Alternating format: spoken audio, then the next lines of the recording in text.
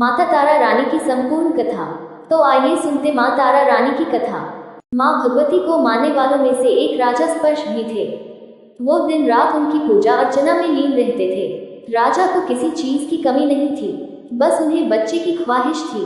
सालों से बच्चा न होने के कारण राजा कुछ निराश रहा करते थे। एक दिन राजा की भक्ति से खुश होकर माँ भगवती ने सपने में आकर उसे 2 बेटी होने का वरदान दिया। आशीर्वाद मिलने के कुछ समय बाद राजा के घर एक बेटी पैदा हुई। बेटी पैदा होने की खुशी में राजा ने सबको दावत दी और बेटी की कुंडली बनवाने के लिए पंडितों को बुलवाया। सबने राजा से एक ही बात कही कि यह साक्षात देवी का रूप है। जहाँ भी इसके कदम पड़ेंगे वहाँ खुशियाँ ही खुशियाँ होंगी। यह भगवती देवी की भक्तन होगी।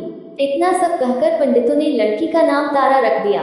कुछ समय के बाद मंगलवार के दिन राजा के घर एक और बेटी पैदा हुई। ज्योतिषों ने उसकी भी कुंडली बनाए और उदास हो गए। राजा ने जब उनसे उदासी का कारण पूछा तो ज्योतिषों ने बताया कि ये लड़की आपके जीवन में खूब सारा दुख लेकर आएगी। राजा ने ज्योतिषों से पूछा कि आखिर मैंने ऐसे कौन से खराब कर्म किए थे कि इसने मेरे घर जन्म लिया है। ज्योतिषों ने बताया कि आपकी दोनों बेटियां राजा इंद्र की अप्सराएं हुआ करती थीं। इनमें से बड़ी बहन का नाम तारा और छोटी का रुक्मन था। एक दिन ये दोनों मिलकर धरती की सैर करने के लिए गई। दोनों ने ही वहां पहुंचकर एकादशी के दिन का व्रत रखा।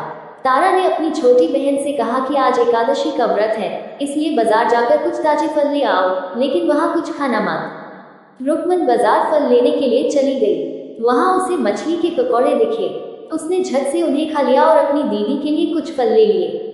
रुक्मन से तारा ने पूछा कि तुम अपने लिए फल क्यों नहीं लाई। उसने जवाब दिया कि वो मछली के पकौड़े खाकर आई है। तारा ने गुस्से में कहा कि तुम पापीन हो, एकदशी के दिन तुमने मछली खा ली। ऐसे खराब कर्म के लिए मैं तुम्हें छिपकली बनने का श्राप देती हूँ। अब उसी जंगल में तारा की बहन छिपकली बनकर रहने लगी। वहाँ एक जाने माने ऋषि गुरु गोरख भी अपने कुछ शिष्यों के साथ रहते थे। उनके शिष्यों में से एक बहुत ही घमंडी था। अपने घमंड के चलते वो शिष्य कमंडल में पानी भरकर एकांत में बैठकर तपस्या करने लगा। तभी एक प्यासी गाय वहां आ गई। उसने सीधे अपना मुंह उस कमंडल में डाला और पानी पी लिया। पानी पीने के बाद जैसे ही गाय अपना मुंह बाहर को निकालने लगी तो कमंडल नीचे गिर गया और ऋषि का ध्यान भंग हो गया। ऋषि ने देखा कि गाय पानी पी गई है। अब गुस्से में ऋषि ने गाय को एक चिमटे से बुरी तरह घायल कर दिया। इस बात की जानकारी जब गुरु गोरख को पड़ी तो वो तुरंत गाय को देखने के लिए गए। जैसे ही उन्होंने गाय की हालत देखी वैसे ही अपने उस घमंडी शिष्य को आश्रम से बाहर निकाल दिया। कुछ दिनों के बाद गौ माता पर किए गए उस अत्याचार से होने वाले पाप को कम करने के लिए उन्होंने एक यज्ञ करवाया। इस यज्ञ के बारे में गाय को चिमटे से मारने वाले घमंडी शिष्य को भी पता चला। वो सीधे पक्षी का रूप धारण करके यज्ञ स्थल पर गया और भोजन में अपनी चोट से मरा हुआ सांप डाल दिया। किसी को इस बात की खबर नहीं हुई। ये सब होते हुए तारा से श्राप मिलने वाली छिपकली रुक्मन देख रही थी। उसके मन में हुआ कि इसे खाकर सारे लोग मर जाएंगे। सबकी जान बचाने के लिए छिपकली बनी रुक्मन सभी लोगों के सामने भोजन पर गिर गई। लोगों ने छिपकली को खूब कोसा और बर्तन को खाली करने लगे। उसी वक्त भंडारा करने वालों को खाने में मारा हुआ सांप भी दिखा। तब कहीं जाकर सबको समझ आया कि छिपकली सबकी जान बचाने के लिए जानबूझकर भोजन में गिरी थी। एक छिपकली होने के बावजूद भी इतने अच्छे विचार होने की वजह से यज्ञ में मौजूद सारे महत्वपूर्ण लोगों ने कहा कि हमें इस छिपकली की मुक्ति के लिए प्रार्थना करनी चाहिए।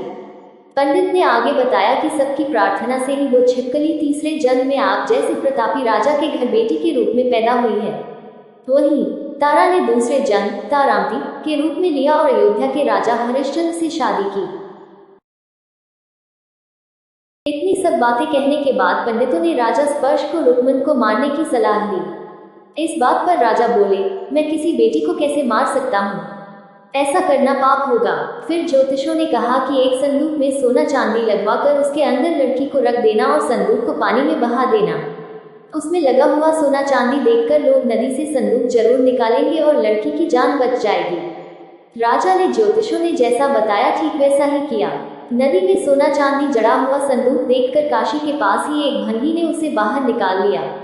उसके कोई बच्चे नहीं थे, इसलिए उसने संदूक के अंदर की लड़की को पालने का फैसला लिया। उसे भंगी व उसकी पत्नी ने खूब प्यार से पाला और रुक्को नाम रख दिया। बड़ी होते ही दोनों ने रुक्को की शादी करवा दी। रुक्को की सासू माँ तारामती और राजा हरिश्चंद्र के महल में साफ सफाई करने का काम किया करती थी। कुछ दिनों के बाद रुक्को की सासू माँ बीमार हो गई। उनकी जगह रुक्को वहाँ काम करने लगी। तारामती ने उसे देखा और पुराने जन्म के पुण्य के कारण पहचान लिया और उसे कहा कि तुम मेरे साथ बैठ जाओ। रुक्को ने बोला कि मैं तो भंगिन हूँ, इसलिए आपके पास नहीं बैठ सकती। तब तारामती ने उसे बताया कि तुम पूर्व जन्म में मेरी ही बहन थी। तुमने एकादशी के व्रत के दिन मछली खा ली थी और मैंने तुम्हें दंड देते हुए छिपकली बना दिया। अब तुम्हें दोबारा मनुष्य जन्म मिला है, तो इस जन्म में माँ वैष्णो की पूजा करके पुण्य कमा लो। माँ की पूजा से तुम्हारी सारी इच्छाएं भी पूरी होंगी।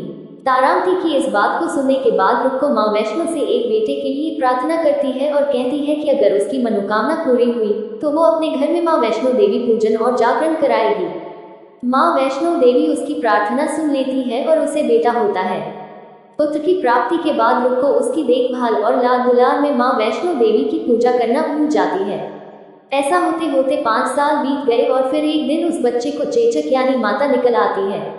बच्चे की ऐसी स्थिति देखकर परेशान रुक्को अपने पिछले जन्म की बहन तारामती के घर जाकर उन्हें इस समस्या के बारे में बताती है। तब तारामती ने पूछा कि तुमने माँ वैष्णो देवी की पूजा अर्चना में कोई गलती तो नहीं की। फिर रुक्को को याद आता है कि उसने माँ वैष्णो देवी का जागरण कराने का प्रण लिया था। ये बात याद आते ही रुक्को को काफी पछतावा हुआ और मन में माँ से कहा कि बच्चे के ठीक होते ही वो अपने घर में जागरण कराएगी। अगले ही दिन उसका बेटा पूरी तरह ठीक हो जाता है। तभी रुक्को ने माता रानी के मंदिर जाकर पुजारियों को कहा कि मंगलवार के दिन घर में जागरण करवा दीजिए। रुक्को की बात सुनकर पंडित कहते हैं कि तुम यही 5 रुपए दे दो, तुम्हारे लिए हम मंदिर में ही जागरण करा देते हैं। रुक्को कहती है, मुझे पता है कि मैं चमारिन हूँ, लेकिन आप मेरे घर आकर ही जागरण करवा दीजिए। माँ किसी तरह का भेदभाव नहीं करती हैं, तो आपको भी नहीं करना चाहिए। इस पर पंडितों ने विचार विमर्श करके कहा कि अगर रानी आपके जागरण में आती है तो हम तुम्हारे घर आकर जागरण करने के लिए तैयार हैं। पंडितों की बातें सुनकर रुक्को अपनी बहन रानी तारामती के पास जाती है और तारामती को सारी बात बताती है। रुक्को की बातें सुनकर तारामती जागरण में जाने के लिए तैयार हो जाती है। इस बात को बताने के लिए रुक्को जब पंडित जी के पास जाती है तब उनके बीच की बातों को सेन नामक नाई सुन लेता है। फिर वह राजा हरिश्चंद्र को जाकर सारी बातें बता देता है। राजा के मन में हुआ कि रानी को नीची जाति वालों के घर जागरण में नहीं जाना चाहिए। इसी वजह से वो अपनी उंगली काट लेते हैं, जिससे उन्हें नींद न आए और रानी जागरण में न जा सके। जब जागरण का समय होता है तब भी राजा को जागते हुए देखकर रानी मन ही मन माँ वैष्णो देवी से प्रार्थना करती है कि महाराज को नींद आ जाए ताकि मैं जागरण में जा सकूं। रानी की प्रार्थना के कुछ ही देर बाद राजा को नींद आ जाती है। फिर रानी तारामती रोशनदान में रस्सी बांधकर महल से नीचे आकर रुक्को के घर चली जाती है। इसी जल्दबाजी में रास्ते में ही रानी का रेशमी रुमाल और एक पांव का कंगन गिर जाता है। इधर कुछ वक्त बाद राजा हरिश्चंद्र की नींद टूट जाती है। नींद खुलने पर रानी को अपने पास न देखकर राजा उसकी तलाश में निकल जाते हैं। रानी को ढूंढते ढूंढते उन्हें रानी का रुमाल और कंगन मिलता है। रानी की चीजों को अपने साथ लेकर राजा जागरण स्थल पहुंचते हैं और एक जगह चुपचाप बैठकर जागरण सुनने लगते हैं। माँ वैष्णो देवी के जयकारे के साथ जागरण खत्म होता है और सभी को प्रसाद दिया जाता है। तब रानी अपने हिस्से के प्रसाद को झोली में डाल लेती है। रानी के ऐसा करने पर लोग उनसे पूछते हैं कि वो प्रसाद क्यों नहीं खा रही हैं।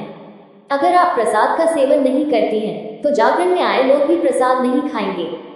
तब रानी बोलती है कि वो प्रसाद राजा के लिए था, अब आप मुझे प्रसाद दीजिए।